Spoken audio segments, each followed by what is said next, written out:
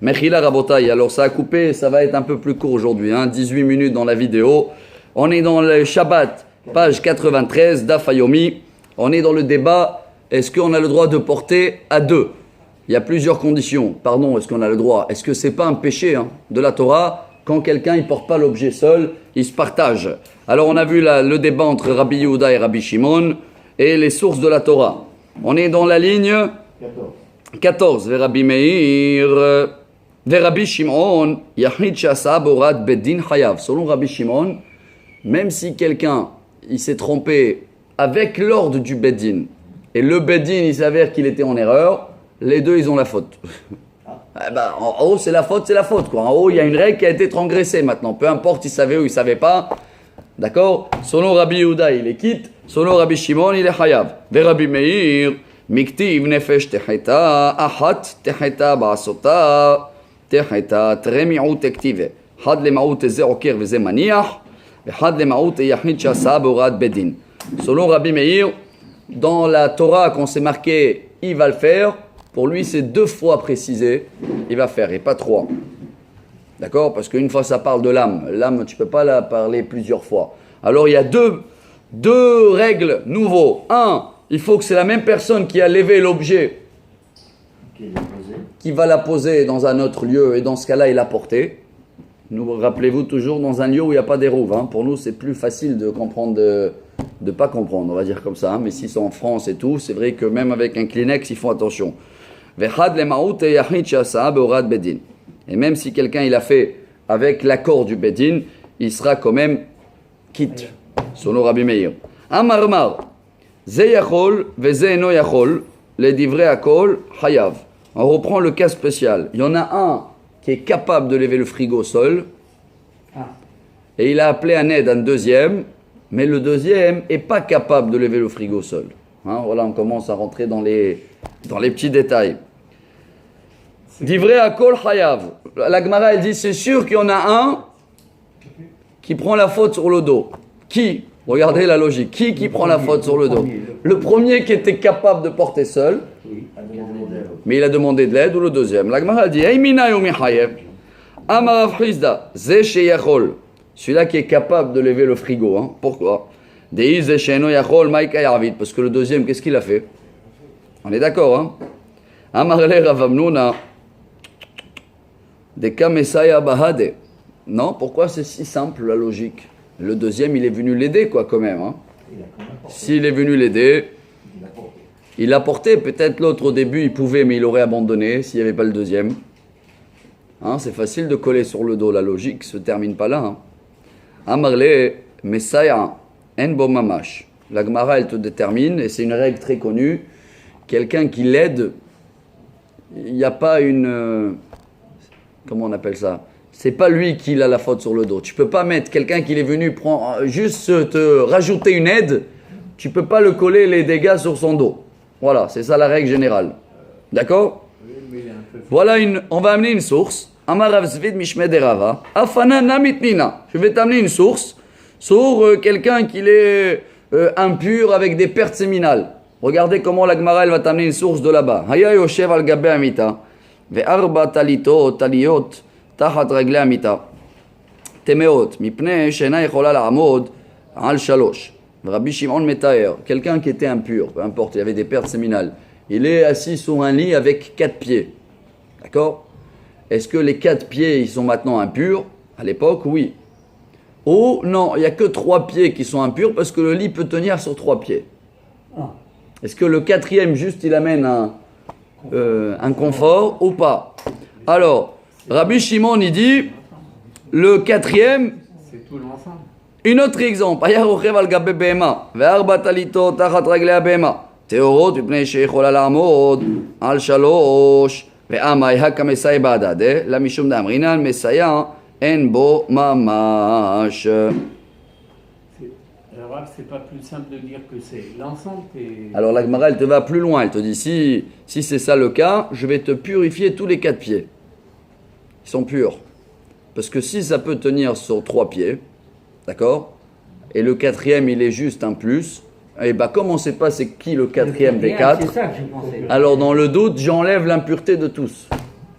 C'est jouable, parce que c'est les rabbins qui ont donné l'impureté sur les pieds du lit. Alors ils peuvent donner des règles, comme pour les femmes. On a trouvé un exemple, une femme qui a une tache. C'est pas les règles, hein, je sais pas. Qui c'est qui a dit que les taches seront impures? C'est les rabbins. La Torah, c'est que les règles. Alors les rabbins, ils t'ont dit, oui, une tache, elle rend impure que si elle est sur un tissu blanc et elle a une grandeur. Donc les rabbins, ils vont te donner un conseil que la femme, pendant qu'elle est autorisée, elle va mettre des sous-vêtements pas blancs. Tu vas me dire quoi? Ils essayent d'éviter les taches? Non, ils te donnent des conditions sur les règles qu'ils ont imposées. Là, c'est pareil. Dans le doute, quand il y a un quatrième pied qui vient que comme un support, comme ça on dit, il arrive à quitter tout le monde. C'est pas mal, hein? Donc de là, on peut apprendre que dans Shabbat, c'est pareil. Si quelqu'un il est venu aider un monsieur, hein, peu importe, il le voit en train de transporter une poussette, il est en France maintenant, il a dit tiens, le pauvre qui va, à la place de le coller le péché à deux, je vais l'aider à lever la poussette. Elle est pas mal, maintenant ils s'en quittent. Les deux, ils n'ont pas fait un péché vis-à-vis de la Torah. Il y a une différence entre la poussette et puis le frigidaire? Non, on a vu que même le poids d'une graine... Oui, non, mais le frigidaire, c'est un travail. La poussette aussi, hein? La poussette aussi. Oui, mais c'est vrai qu'on n'arrive pas à... C'est quand même assez complexe. Juste une chose, on compare deux choses diamétralement opposées. Ça, je m'interrogeais encore ce matin là-dessus. On est en train de parler de quoi? Effectivement, dans du da'at, c'est-à-dire qu'au niveau du transport, le Shabbat, on a affaire à deux hommes. Un qui ne connaît pas les règles de Shabbat, on peut supposer que l'autre la connaît. Et peut-être qu'il a oublié. Oui, non, alors Khazak, les deux ils connaissent les règles de Shabbat là. Alors ils connaissent, donc là, clair, net et précis, ok. Et ensuite on est en parallèle, tu vois, donc deux choses, c'est-à-dire effectivement, donc, le type il est tamé, est-ce que la Torah va passer, pas passer, etc. Mais là-dessus on met en relation, tu vois, du matériel avec le date. Et c'est ça qui est un petit peu surprenant, tu vois, le parallèle. Tout à fait. La Gemara, justement, pour ça, elle va faire tomber à l'eau cette source, pas que pour cette raison, hein, pour plusieurs raisons. Bravo, Chazak au monsieur Cohen. Vekevan, dezimnin akraha, vezimnin akraha. La Gemara, elle a comparé aussi par rapport à un animal aussi, hein, qui marche avec 4 pieds, et que pareil, quelqu'un qui était impur, il était sur lui, l'animal aussi peut tenir sur 3 pieds, hein, dans la théorie. Et comme chaque fois, tu ne sais pas sur quel pied, hein, parce qu'il bouge, alors l'impureté descend. La Gemara te dit, attends, les have kezav amitaper, milotnan zav shayamutal al hamisha safsalim wal hamesh pundaot, les orkan temeim, les rohban tehorim, yashan safek mitapech alehem temeim. Et là, mishum damrin al mesaya en bo mamash. C'est pas bon cet exemple qu'on a amené, il faut qu'elle tombe à l'eau, parce que cette personne impure, on a donné un exemple, une personne impure qui était assise sur plusieurs lits. On ne sait pas sur lesquels. Il y a 5 lits, il se rappelle qu'il était assis sur 4. Alors quoi, là aussi, je vais acquitter tous les 5? Non, il sait qu'il était assis sur 4. D'accord? Je sais lesquels. Est-ce que dans le doute, je fais tomber tout l'histoire? Non, il ne sait pas lequel. La Gemara, elle te donne des différences. Attends, s'il était assis dessus ou s'il dormait dessus, il les a rendus tous impurs. Mais s'il était sur le côté, alors peut-être il n'a pas été sur tous les lits. Là, ça devient un doute sur chaque lit. Ah, alors là, c'est un doute qui peut tomber à l'eau. Vous voyez comment ça va loin et on n'a pas le temps de détailler tout ça. Mais ça va profond. Alors la Gemara, elle te dit, tu sais quoi? Oublie, t'as raison. Et on reprend ce que nous on a dit. Mais ça y a en bon mamash. Il faut amener une autre source, quoi. Mais quelqu'un qui l'amène sans support, hein, on est dans les règles de Tiltoul, quelqu'un qui porte une poussette et il y en a un autre qui vient l'aider. Est-ce que maintenant, grâce à ça, ils n'ont pas fait la faute de la Torah, car la Torah, elle te précise, et il doit la faire la faute tout seul. On termine, dernière ligne, Ammarav Papi, Mishme Derava, Afana Namitanena. On va prendre une autre source, on tourne la page. Hein. Rabbi Yosef Omer, Hasous, Metame, Al Yadav, Ve'achamor, Al Raglav, Mipne Shemish'ain et Hasous Al Yadav, Ve'achamor Al Raglav. Ve'amai Haka Mesaya Bade Adade, la Mishum Damrin Al Mesaya, En Bo Mamash. Bon, la Gemara, elle te donne un autre exemple. C'est quelqu'un qui est impur et il est ou sur un cheval ou sur un âne. Alors, tout ce qu'il y a sous les pieds du cheval, les pieds et les mains, ici la Gemara dit. Hein. Le cheval, il s'appuie sur quoi en général? Sur les 2 pieds d'avant. Et l'âne, sur les 2 pieds d'arrière. alors tout ce qu'il y a sur les deux pieds d'avant du cheval est impur et pas d'arrière, et sur l'âne c'est l'inverse. Hein, attention, je parle dans un cas qui n'existe pas aujourd'hui, on est tous impurs, mais à l'époque, ils pouvaient déterminer. Pourquoi? Tu vois bien que les pieds qui ne sont pas, eux, les principaux supports, c'est juste un aide en plus, ils ne reçoivent pas le charge sur eux. Alors, est-ce que là, je peux coller? C'est un peu mieux déjà, hein, Rabbi Eliyahu. Bon, la Gemara, elle te dit, Amaravashi, Afana, Namitanina. Tu as un autre exemple. Rabbi Eliezer Omer, Raglo achat ala kli, veraglo achat ala ritzpa. Un Kohen, ça va vous concerner un peu plus. Un Kohen qui est dans le temple, il a un pied sur le parterre et il a un pied dans un ustensile. Ou raglo achat ala even, veraglo achat ala ritzpa. Ou qu'il a un pied sur le pierre et un pied sur le parterre. Ro'im כל שאילו ינטל הכלי ותינטל האבן ועדיין יכול לעמוד על רגלו אחת עבודתו כשרה ואם לאו עבודתו פסולה. Le Kohen, il est obligé d'avoir pendant le service 2 pieds sur terre. Il n'a pas le droit qu'il y a quelque chose qui va le séparer. C'est pour ça qu'ils sont pieds nus. Il doit être lié à la terre. Hein, il y a un courant spécial, spirituel qui doit passer dans tous les Kohen. S'il a mis quelque chose qui sépare entre son pied et le parterre, d'accord, un tapis ou quelque chose, c'est pas bon. Sur les 2 pieds, c'est pas bon. Mais si c'est sur un pied, alors la Gemara te donne une règle. Si je peux enlever l'objet qui sépare, hein, je sais pas quoi, c'est un tapis, et il peut toujours tenir sur un pied le Kohen, donc dans la possibilité, ça s'appelle qu'il est pieds nus, ça s'appelle qu'il est connecté. D'accord? Voilà une autre source. La Gemara dit pourquoi? Quoi? Le deuxième pied, il n'est pas important. Ah, là, Mishum Damrinan, Messiah, En Bo Mamash. De là, on apprend que tant qu'il y a un pilier qui est stable et l'autre qui l'amène un support, c'est celui-là qui compte. Et n'oubliez pas, regardez, avec tous ces exemples, tout ça, c'est pour prouver que Shabbat, le premier qui porte, et le deuxième, il vient juste de l'aider, c'est pas le deuxième qui a la faute sur son dos. On est d'accord. On termine. Un autre exemple. Amaravina, Afanina mitanina, Kibel bayamin, Veyad smol, Mesayato, Avodato kshera, Ve'amayeka mesay ba'adad, et la Mishou d'Amrina mesay mvouamash. Et la Gemara te dit, Shmamina, bravo, tu as raison. Dernier exemple, un Kohen qui reçoit le sang et il devait asperger le sang du sacrifice. Avec quelle main? C'est marqué toujours avec sa main forte, main droite. Toujours c'est marqué al-yamin, yamin, yamin. S'il a pris dans la main droite et de temps en temps il a passé à la main gauche, ça reste toujours bon parce que la main gauche elle est moins forte, elle est juste là pour l'aider. Bravo. Amarmar, zeyachol ve zeyachol, Rabbi Meir mechayev. On reprend.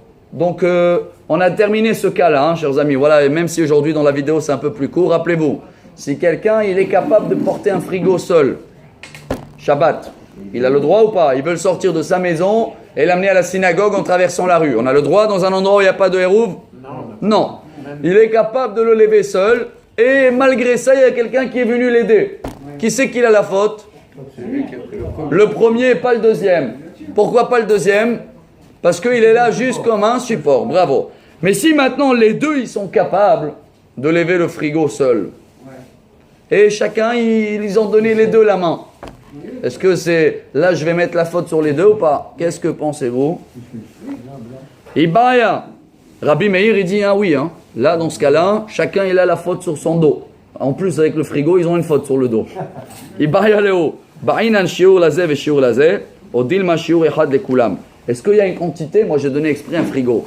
Vous vous rappelez qu'on a parlé des quantités, hein? Des bois ou la quantité de figues. Est-ce que maintenant, il faut une double quantité pour les deux ou pas? On termine. Deux